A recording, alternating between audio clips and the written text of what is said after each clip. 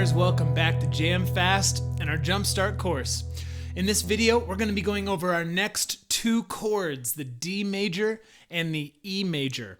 That way, once you take our last chord that we learned, that A major, combine it with this D and this E major, you're going to be able to play literally hundreds of songs. And we're going to finish this Jumpstart course with teaching you one of them.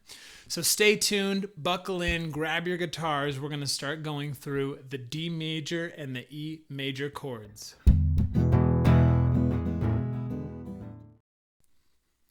All right, so first chord we're going to be learning today is our D major chord. Going to be throwing the charts up over here for you just so you could follow along.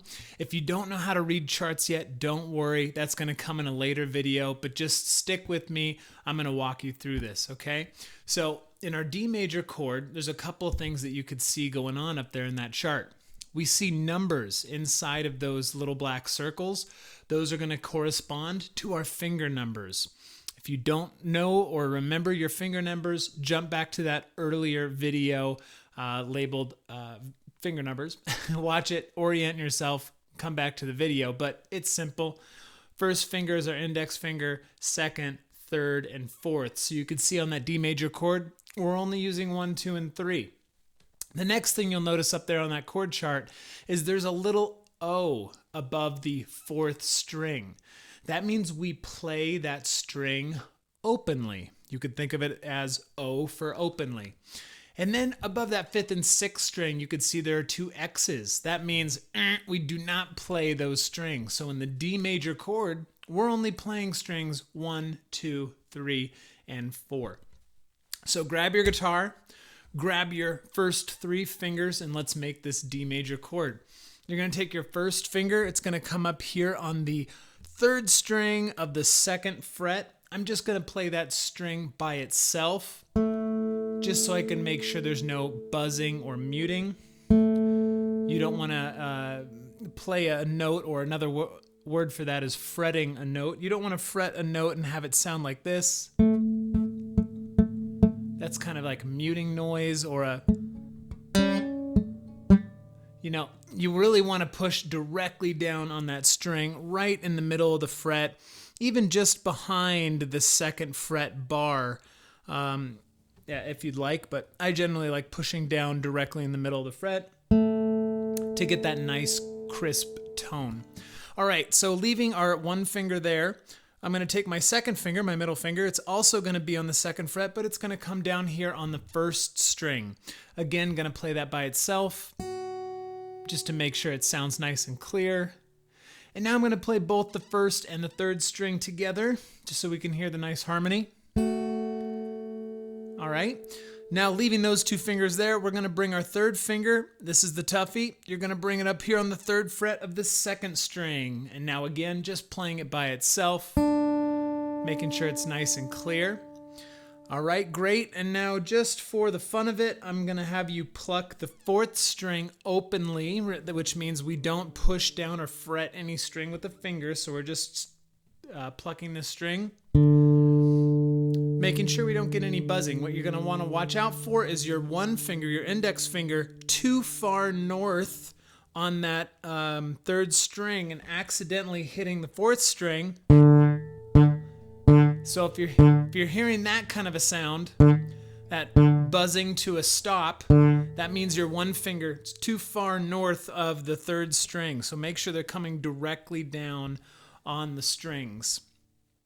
So remember, we don't play the 5th or 6th string. So taking your thumb, or if you want to play with a pick, I'll grab a pick here. We're going to start with your thumb or your pick up here on the 4th string, making sure all of our fingers are fretting down on the correct notes. And then you're just going to pluck each string one at a time, nice and slow, making sure we can hear every note clearly, and then doing one nice strum. So I'm going to do it once, and then I'll have you follow along with me. Here we go.